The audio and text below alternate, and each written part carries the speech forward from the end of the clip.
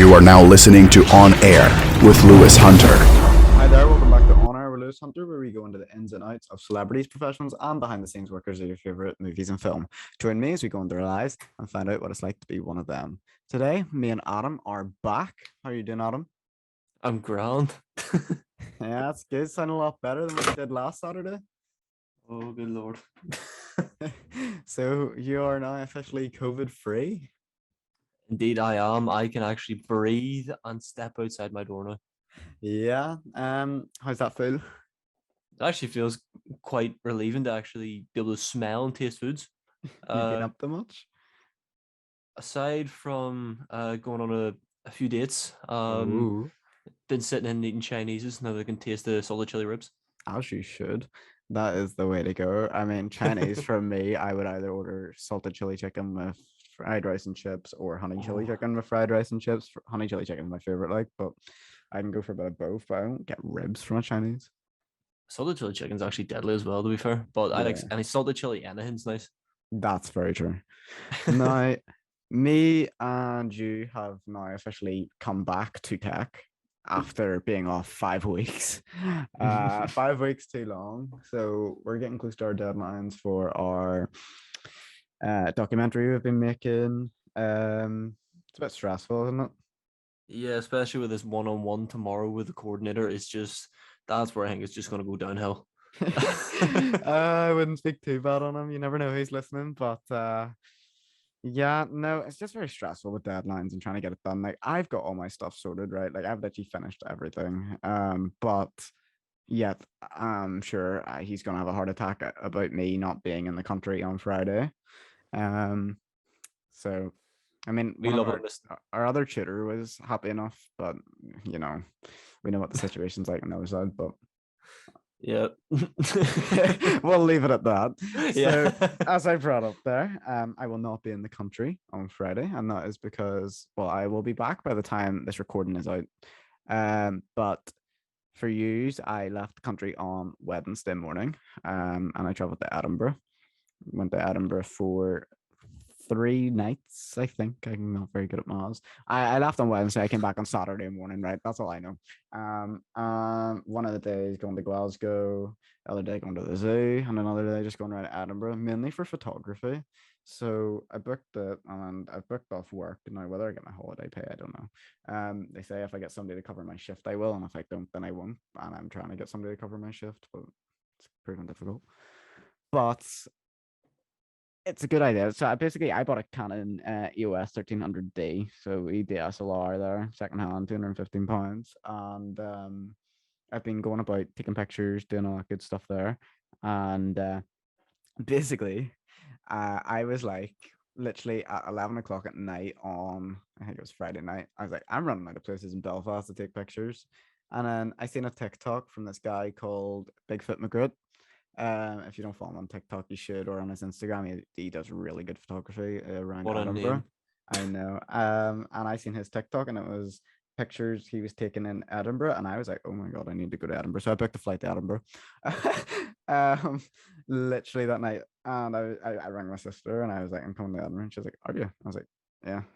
So Edinburgh I'm going to. And yeah, no, I was texting that photographer actually. I reached out to him and I was like, how do you take them good photos? Because like some of the photos I take are like class, but they're not as good as his photos. And I was like, tell me how you did. And he was like, and I quote this, he was like, I use aperture priority to take some sexy photos. And I was like, thank you very much for your sexy photo advice. Um, so that's what I was using whenever me and you were out today. I was using aperture priority, and some of the photos did Ooh. actually come out quite nice. Yeah. If I turn on my camera here, I'll tell you what that does. Aperture priority adjusts the blur background, or keeps the background in focus. It just depends on what it sort of wants to do. So Is it like an automatic thing or something you set yeah, yourself? no, you just put it on the wee setting on the wee knob that you turn, and then it just like sort of figures it out itself. It's quite smart that way. So I need to get Adobe Lightroom after this recording actually, so I can edit photos. and then make them look even nicer. But there's some photos I've taken that are like so nice. Like that one I sent you, the Nelson Street Bridge. I think I sent you it, or I showed you it. It is so Mhm. nice. And then there's one of like the big fish in Belfast looking over the Heart and Wolf, Samson and Goliath, and it's really nice too. So I'm assuming whenever I go to Glasgow and Edinburgh here, there are going to be some nice photos. And I plan to go to the Ibrox and Celtic Park during my trip to Glasgow so I can get photos of both of the stadiums because obviously they're the two biggest clubs in Scotland and they're both in Glasgow, the Old Firm Derby. So it'd be nice to get the pictures. You know, it's only like a fiver for a tour around the Ibrox. Really? Yeah, if you're under 18, it's Yeah. a fiver. And if you're 18 or over, it is 15, which is actually quite cheap. That's some jump though, to be fair. Yeah, but if you're over 65, it goes back down to a fiver. I've still got to wait another 50 years. So Yeah. uh, but I went on and I looked at the tours and they were completely sold out. So what my plan is, I'm just gonna like go up to the door and be like, I'm only here for today. Please let me in, and hope that they do. Because I know sometimes with tours like that, they sometimes allow for walk-ins, but whether they do or not, I don't know. If not, I'll just go to the other side of the pond and be like the Celtic. Please let me in. I mean, if one can't take me, the other will. But yeah, should be good. I got an SD card. It was like 128 gigabytes or something, £14 I think it cost, and it takes like 4,500 photos. So I have more than enough room for whenever I'm at the zoo, etc., to take pictures. But Ooh, I'm man's sure got I will keep you in the loop while I'm there and FaceTime you while you're in tech and be like, "Hi, you wish you were me." man's gonna FaceTime me with the monkeys or something. Yeah, that's on Wednesday. I'm going to the zoo, but on Friday I'll be like just walking around Edinburgh taking pictures. So I'll be like FaceTiming you, being like, "Look, I'm in front of Edinburgh Castle, and you're doing work." I'll actually tell Chris that you're skiving. Well, I'm gonna tell him myself. So, yeah. But moving on from this subject, you wanted to bring up this game here, and that is Down Night 2. So there's something about the 100% completion time revealed. If you want to go into details about that. Before we touch on this, I actually have a little note from the other podcast that we did. Have you seen that post I tagged you in? Because I remember last time we were on the podcast, I asked you about my Instagram post. Have you even looked at that yet? I don't really use Instagram much. So Judas. I looked at your newer one. Like you posted another one, and I seen that. You didn't even look at the one I tagged you in. Wait, Oh. no, I did. I've liked it. I've liked it. Mm-hmm. And I swear I just scrolled onto it there now, and I've already liked it, so I must have seen it. I just don't remember. Uh-huh. But that one Um, was like, go into your notification tab and see if it's there, but it should be. That I liked it ages ago. oh, you did. Okay. Yeah. I didn't even know Okay. I did, to be quite honest with you, but Neither did I. I didn't show up. breaking news. But yeah, no, the Dan Light 2, you said you wanted to talk about it because of its 100% completion time has been revealed. So if you want to go into details on that one. Yeah, so uh they've announced how long it would take to complete the entire game 100%. Essentially, so that would be the main quest, the side quest, collectibles, anything in it that you have to do whenever it's all done would take a solid 500 hours. Now, to put this into perspective, Dying Light 1 took, I think was it 100 hours to complete. This is 5 times that. It's I don't know whether the game's going to be good in that sense, where it's all different things to do, or if it's going to be repetitiveness for those 500 hours, if you get what I mean. Yeah, and for anyone that hasn't already done the maths for how many days 500 hours is, that's roughly 21 days sitting at your screen constantly playing that game. Yeah, the actual main quest and side quest only takes about, well, I say only, it's still a lot. It's about 80 hours. It's nearly how much Dying Light, the first one, took on its own to complete 100%. It's actually over that. But Yeah. yeah, no, it does look like it's going to be a good game with this sort of the fact that the town changes based on your actions and your situations and stuff like that. There, it seems like it could be a really good game. I'm sort of excited to see that whenever it releases. I think it's this month. Okay. So is that across all platforms or is it on selected platforms? It's on PlayStation, Xbox, and PC. I think it might be coming to Switch via the cloud, but I can't remember exactly. I know the first one's on the Switch currently. So practically every platform, because Yeah, Switch isn't really that big yeah. of a platform anymore. So yeah, all the main ones anyway. So it'll be like Xbox Series X, Xbox One, Mhm. PS5, PS4, PC. Yeah. So another game you wanted to bring up, and it has been trending recently, is hashtag Save Red Dead. So if you want to go into one about that. Yeah, so back when Red Dead 2 first released, obviously the online wasn't out, and people really enjoyed that game. They had high hopes for the multiplayer, seeing as how how Rockstar themselves have learned from GTA Online.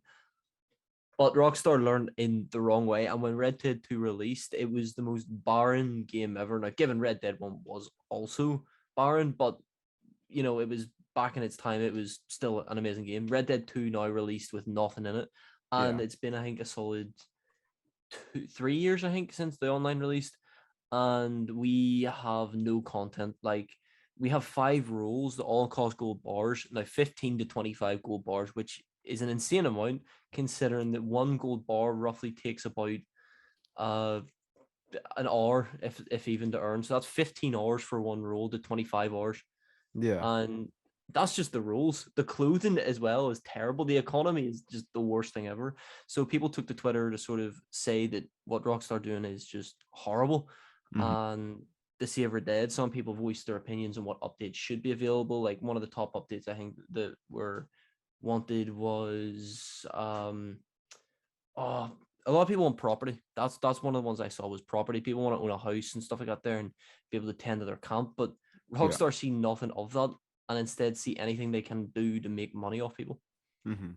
No, I think personally, like, I think the map's just way too big for not having enough on it. Like, you could Oh yeah, literally spend hours traveling from Armadillo, I think it is at the bottom left, the whole way to the other side, which I something. think, yeah, something. Just trying to remember the name of the city there. Like, you would spend hours on your horse just going there because you got to keep the stamina up, all that there, and there Oh isn't yeah. really even much to do in Something. Except for go get eaten by like crocodiles on the outskirts of it. And if you even head up to like the likes of Valentine, there's not that much to do, or go up to the mountains at the top. You can sort of just go fishing or just go hunting. Like, Yeah. there's practically not that much. I think that owning a house or a saloon or something like that would add a sort of feeling of, not like GTA, but something that you want to come back to, because you can just get rid of it anytime. It's not something you actually do own in a way. Yeah. Where it's like we're posse. But whereas if you owned a house, that's your house. You've saved your money, you've earned it. Like, you can literally have a camp with no money. Hmm. Uh, Like, so just to sort of show your, how long you've played the game, essentially would just be like, if you have like a bigger house or grand house, similar like GTA, if you have one of the bigger houses, it shows that you've been grinding for a while and put effort into it. mhm. On Red Dead, there's nothing. You can get a bow and arrow for, I think the most expensive bow and arrow is $250, which is not hard to make, but it takes a while to get a bow and arrow. Like, Yeah. it's ridiculous. I mean, if you play enough poker, you'll get it quick. I'm not good at that, to be fair. I keep losing. Well, I'll teach you the ways if I can remember them, because I haven't played it in this, about a year, but I'm currently downloading Red Dead right now. So this man's gonna rob me of my money on Red Dead. it says here I'm currently 17 gigabytes through. I only started downloading about 10 minutes ago. It says it'll only take an hour to download. So It's a really big game, but I want like a 4K. Well, it's already 4K, but I want like a 60 FPS and ray tracing boost on that, because that game would look beautiful without. it already has 60 FPS, doesn't it? I thought. No, well, on PC, yeah, but it's Oh, consoles. It's already been locked to 30. All games are locked to 30 on Xbox One and PS4. no, this is like the likes of Fortnite at 60. It's not, and then the It's series is up to Fortnite's 120. Fortnite's only 60 on the Series X itself with 4K ray tracing. Oh, that's really stupid. Well, you also wanted to discuss this. Now, I'm not very clear on what this is, so if you want to go into that, that would be appreciated. And that's the Clementine book. Yeah, so previously we talked about how I was let down by that Walking Dead box. Yeah. This is made not well, yeah, no, made by the same company. Yeah, it would be, Oh, and no. it is atrocious. So essentially we built up these 4 seasons where Clementine has want to find a home, and she's found her home within the fourth game, which was in the school with other kids like herself who are troubled. They've been through a lot, and so they understand each other. Right. But for some reason, the book just retcons that entire story and decides that no, she wants to leave this child she's been protecting for 3 seasons, as well as that. She just leaves this school, which she finally called her home and made a relationship in just out of nowhere. It makes no sense whatsoever. I think you should sort of learn by now that game just isn't good. No, the games were good, but every bit of merchandise that has come from that company about that game has just been terrible. Maybe you just shouldn't buy the merchandise then. Oh no, don't you worry. I'm not buying this comic book. I'll just be watching YouTubers read it or something like that. There, I am not buying the comic. Wait, how much does it cost again? The comic or the actual definitive edition? The comic. We're not talking about the definitive edition anymore. I am sick to death about even thinking about how much money you spent on that. I don't actually know. The first one I don't actually know if it's actually the price has been released, but I know the first bit of what do you call it? Marketing they did for the book, which was to show the first few pages of it off another book. And it was just horrible. It showed the story, the direction the story was going, and nobody likes it. We don't understand why they're still doing it, but they're still doing it. Yeah. It's just a cash grab at this point. Oh yeah, 100%. They've seen how popular the games were and decided that it was just they need the money, and they've just taken it all in. Yeah. Now, the final game on this list is Mario Kart 9. Now, it's reportedly on its way, this time with a new twist. It could be announced this year sometime. It's reportedly in development. Mario Kart 8 was last released on the Wii U in 2014, when Mario Kart 8 released on Nintendo Switch in 2019. Then Mario Kart Tour came out on mobile devices, but that wasn't It wasn't a bad game. game, but I would say it wasn't bad. It was just it was a cash grab. I'll give you that. It was very like they wanted your money, but at the same time, it was fun. I mean, I enjoyed it for a while. It was way more hyped than it should have been. Oh yeah, no, I'll agree with that. There, it was way more hyped, but it was a decent game. Like, it wasn't the worst thing in the world. Yeah. But I think the worst mobile game Nintendo's ever made was Mario Run. They really that was a big money cash from you. grab. Yeah. Yeah, you got to. Was it not like one level you got to play? After that, there you had to pay for everything. Yeah. It was like a free trial. It was like the way you get, I think it's The Walking Dead, you get the first chapter for free, and then they're like, pay me. Like, give me your money for the game. Yeah, the guy wasn't paying for a game that only has one button to it. Like, sorry?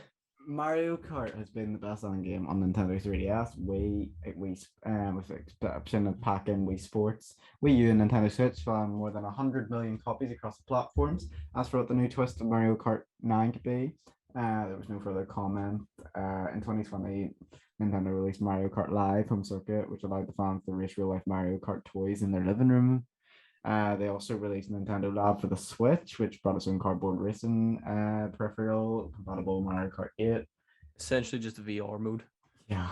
It's more like AR, I think. I'm not too sure. It's predicted that it could be teased as early as this year, but we probably won't get it this year. So, but see, people think that the new twist is going to be that it's going to be like a Smash Bros type thing where it's not even going to be Mario Kart anymore. It's just going to be like Nintendo Kart or something, which people have actually voiced their opinions they don't want. Now, given Nintendo fans are usually manic, Smash Bros can show you that every time a new character is released on Twitter. But the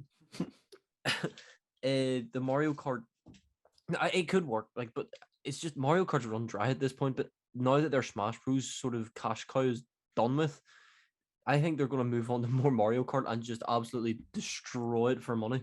Yeah, no, I would honestly be happy with that, because you think you buy the new Mario Kart for 60 quid, you have the same characters, you have redeveloped levels and a few new ones, if that. Like, it's the same game every time they bring it out. It's literally worse than the likes of FIFA. Like, it is just a copy with new graphics, and maybe your car can grow wings this time. Like, there's not maybe your car goes upside down and turns at wheel. Like there's literally nothing new. The controls are the same, the gameplay's the same, you know. Like you go to an arcade, you can play the same game from like the 90s and what you can that came out in 2014. Like there's not that much of a difference. Yeah, Whereas if no, you add new characters, it gives a new light to it. I'm definitely excited to see what they've got in store for it because it could be promising. Mhm. Definitely. But I genuinely want to know what their new twist is because we already have flight, we have underwater, we have normal driving, and we have already characters from other games, technically Nintendo games. But I wonder where they're going to go with this. Yeah, no, I think if you also add the new characters to it, that expands for new levels as well. Like say you get Metroid, you have a Mhm. Metroid theme level, you know, you get I was gonna say Donkey Kong, but he already has Donkey Kong Jungle. But like if you get say Sonic because they own Sega now, I think. No, no, they don't. They No, don't. No. well, they're partnered with Sega. There's something to do with that. They could bring in Sonic and Tails and have Sonic theme levels. You know, they could do all that there, and it would just open so many doors. And I think it would be their highest selling game, as much as the critics would like to argue against that. Now, as I said, this has only been speculated. This is rumors. This is not 100% confirmed, but it's all just talk at the minute. Mhm. Now, moving on from that topic altogether, um, is in football at the minute. It's currently January. The time this episode comes out, it will be the 15th. The time we're recording it is the 10th, so some of these may be out of date by now, but at the minute, this is the latest from the January transfer window. So, um, Philip Coutinho, Liverpool legend, went to Barcelona for the highest selling ever, I believe, player is currently going on loan to Aston Villa, managed by Steven Gerrard. Now, this was a shock to a lot of Premier League fans as well as fans across the pond, just for the pure fact that this guy done incredible for club and country. But moving to Barcelona with the clauses Liverpool put on it and just the expectations they had for it, he turned out to be a flop. So to move to Aston Villa, I think a lot of people think that's his career over, where like he just isn't the same anymore if he can move to a mid-table club. But obviously he played with Steven Gerrard before, you know, there's connections there. He played with Danny Ings, who's Villa's forward. So I feel like on his debut, he's coming back to play against United, and Philippe Coutinho always likes to put a show on against United. So we'll see what that's like. And now Barcelona sent him out to Bayern Munich on loan, I think 2 seasons ago. He didn't really show what he could have. He sort of only got like 15 minutes substitutions every game, but at the end of the day, he still won a Champions League trophy. Um, but I don't know how to feel on it. I like to see he's back, but I believe Jurgen Klopp said to him just before he moved to Barcelona, you stay at the club, you'll become a club legend. They will build a statue for you. If you leave the club, you will just become another player. And I genuinely do believe he is right on that one. But you know, Villa Park might have something in stock for him. He's the Brazilian Jack Grealish at this point for them. Also, speaking of Aston Villa, Axel Tuanzebe cut his loan spell from Aston Villa in short because he wanted to make a temporary switch to Napoli. Axel Tuanzebe's now moved to Napoli in the window. There's actually a lot happening with Aston Villa at the minute. They've already signed Philippe Coutinho. They're currently looking at Lucas Digne because at the minute, Rafa Benitez, ex-Liverpool manager, and is now managing their bitter rivals, Everton, from the other side of the park, quite literally. Um, Rafa and Digne had a fallout. Rafa doesn't want Digne at the club. Digne doesn't want to be at the club. So Aston Villa are currently trying to get in talks with Digne, as well as Kamara, and that is Glenn Kamara and Joe Aribo from Rangers. They're trying to sign them both because obviously Steven Gerrard managed Rangers, went on an unbeatable season with them, and won the league with them. Got quite far in Europa League, where they're now playing Dortmund, I believe, in a month. But they're currently looking at trying to sign them both to make a quite strong midfield in the Premier League. Florian Balogun is now moving on loan from Arsenal to Middlesbrough. He's, I think, believed to be 19. I could be wrong on that one. So he's quite young, but he's quite promising as an English forward. Um, so that's quite an interesting one, to be quite honest with you. I'm just trying to have a wee look here. There's not really that much has happened so far because obviously the January transfer window is quite quiet because not all the clubs sort of have the money for it. Now I know Newcastle has signed Kieran Trippier from Atletico Madrid. He was obviously a Spurs legend. Plays a lot for England, and he moved to Atletico Madrid, where he's had quite a few outstanding seasons. But Newcastle United obviously are now the richest club in world football. Yes, they're staying bottom of the table. I don't know if they've won many games, but they have the money and they signed Kieran Trippier. They're also looking for Steven Bergwijn. But I believe he is more linked with Ajax, where they're looking for him on a loan because Antonio Conte hasn't really given him much game time for Spurs, and Mourinho didn't really give him that much. United's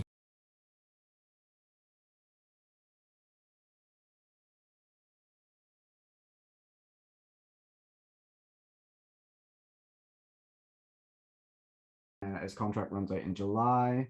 There's still no bid from Borussia Dortmund, who were quite keen in signing him. Newcastle seem to be quite linked with Manchester United's French forward, Anthony Martial.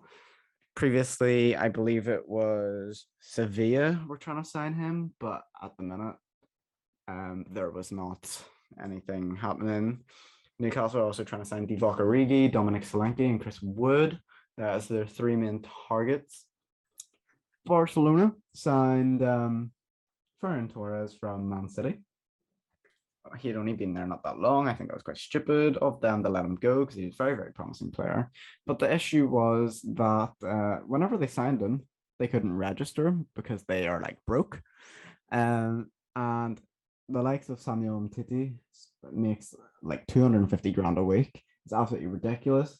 So they weren't able to register Ferran Torres, and they were actually offering him back to Man City. But as of 7 hours ago, Samuel Umtiti signed a new Barcelona deal until June 2026. He agreed they were just part of the salary. He was due to receive in the remaining year and a half of his original contract. Therefore, meaning Ferran Torres is actually able to be registered as a Barcelona player. It's quite promising for him. He's very, very young. He's Spanish. He was sort of always brought up in the tiki-taka sort of role of it, and then obviously moving to Man City, he kept up with the tiki-taka because Pep Guardiola used to manage Barcelona, and it's one of the best managers of all time with them. Vlahovic, which is a Fiorentina striker, he's had a very, very good season. I believe last season he done very well. Now whether he's like a 1 or 2 season wonder, I think that's up for debate. But Arsenal are currently looking to sign him. He's been impressing everyone in Serie A. Also, speaking of football, the FA Cup draw was announced as of Sunday the 9th. So that was last night. I actually enjoyed watching it. I'm just currently pulling up the 4th round draw. So 3 seconds on that one. So the draw was Crystal Palace versus Hartlepool United, AFC Bournemouth versus Boreham Wood, Huddersfield Town versus Barnsley, Peterborough United versus QPR, Cambridge United versus Luton Town, Southampton versus Coventry, Chelsea versus Plymouth Argyle, Everton versus Brentford, Kidderminster Harriers versus West Ham United. They are the lowest ranking league side in the FA Cup. They're currently playing non-league football against Premier League side West Ham United. Manchester United or Aston Villa, which at the time this releases, that draw will have already taken place, as United versus Villa, I believe, is actually tonight. I'm going to double check that one here, but I believe tonight they play. Yep, that's 7:55 kickoff. So that's the tea in 5 minutes. And they will play Middlesbrough, Tottenham Hotspur versus Brighton and Hove Albion. Liverpool got Cardiff City. Stoke City got Wigan. Nottingham Forest play current FA Cup holders Leicester City. Manchester City got Fulham, and Wolverhampton Wanderers got Norwich City. So that's an interesting draw. Some tough ones, some easy ones. Depends what way you look at it. Be very interesting. The winning clubs from the fourth round will pick up £90,000 from the competition prize fund. So smaller clubs could really benefit on that, whereas the bigger clubs, that's actually one player's weekly salary, if that. So hopefully some of the winning clubs will be the lower leagues, but who knows? Now, another thing currently happening in the world right now is the African Cup of Nations.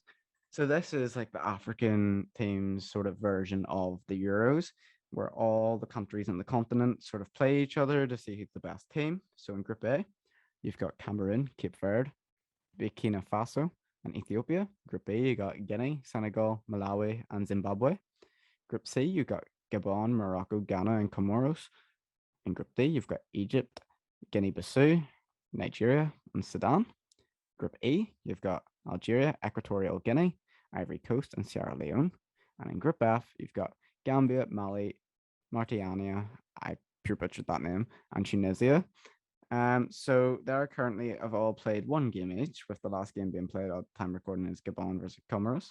Then it will go on to round 16, etc., quarterfinal, semi-final, and then the winner. So for a lot of Premier League clubs, this is a big blow, whereas they lose a lot of their big players. Like, for example, Arsenal has lost Aubameyang, which yes hasn't really been playing recently because he's refusing with training, etc. But either way, he was the captain before Lacazette took that. As well as Thomas Partey, their holding midfielder, very keen role in that, especially coming up with the FA Cup and the Carabao Cup. That does leave a lot to be debated how much that affects clubs. With the likes of United, that will not really affect us because we don't really have any African players except for Akbai and Amad Diallo, but that won't really do much for us. Whereas you look at some clubs that heavily rely on the African players, like Burnley only have one player that's going away, which is Cornet, but it's like their main player. He plays fullback and wing. He moved from Lyon in the summer. And that's going to be a big blow for them because otherwise they're going to have to take like Dale Taylor or something in left back, and he's like slower than like my granny. So that is quite difficult for them. But, you know, at the end of the day, it's a competition like the Euros. They should have sort of planned for this in advance. There's a lot of outrage about this, but at the end of the day, you knew this was coming up. So why you complain about it, I don't know. Just change the fixtures about, give them a couple of weeks off. It's not that difficult. But I believe, oh no, we have one more thing to cover. You brought this up. It's quite, I think it's trending on Twitter at the minute. It's the Bel Air. I think they're doing like sort of a reimagining of it. So Adam, Yeah, I'm glad you didn't read it out the way I typed it out. yeah, reimagining. So if you want to talk about that. Yeah, so they've obviously it's been announced a while ago, but they've recently released a trailer for it, and it's the reimagining of the Bel Air. So essentially, it's a modernized take of the original Fresh Prince of Bel Air. And I think you said, because I didn't actually notice this until you said it, but you said Will Smith's producing it. Will Smith is one of the two executive producers. Yeah, I have high hopes for it. You know what I mean? I feel like it could be a good thing if they do it right, especially with Will Smith, you know, producing it, since he was actually in the show itself. He knows what he's doing. He knew the atmosphere of it, and he worked with a cast for so many years. He was the main cast. You know what I mean? Yeah. The two executive producers is Will Smith and Westbrook Studios. So obviously a studio's working with him to make this. He couldn't just make it on his own, but he is like the main executive producer on it. I'm glad that they have done something with it. At the end of the day, I hope they don't butcher it, because a lot of projects that end up getting remasters or reimaginings or modernized versions always end up getting butchered. But honestly, I do have high hopes as long as he has a say in things and isn't just, you know, being dragged along by the other just the company. See, what my issue is about it is they've labeled it as a reboot. That is what a reboot is. Yeah, but there's a difference. A reimagining or like a sort of retake on it is keeping some of the original cast, you know, like keeping it to its roots. A reboot is just completely redoing Fresh Prince of Bel-Air. Like, well, if you watch that trailer, nowhere to even hear the Fresh Prince of Bel-Air theme song to start with. They'll probably put it in somewhere, like, but you realize they can't put in the original cast. Well, they could with some of them as if like they're older, you know what I mean? Or like But there's now de aging, so anything's you have possible. to remember the actor for Uncle Phil, forgive me, I forget his name. He had passed away last year, I think it was. Yeah. So obviously, no, he was one of the main characters. Aside from Will, he would have been one of the top characters. Will had a lot of moments with him, and he sort of owned the house, and he was that sort of father figure to Will. And without him, it sort of makes it feel very it doesn't make it feel right, to do without him. So casting a load of new people and calling it a reboot feels a bit better than, recasting everybody and just trying to make it the same.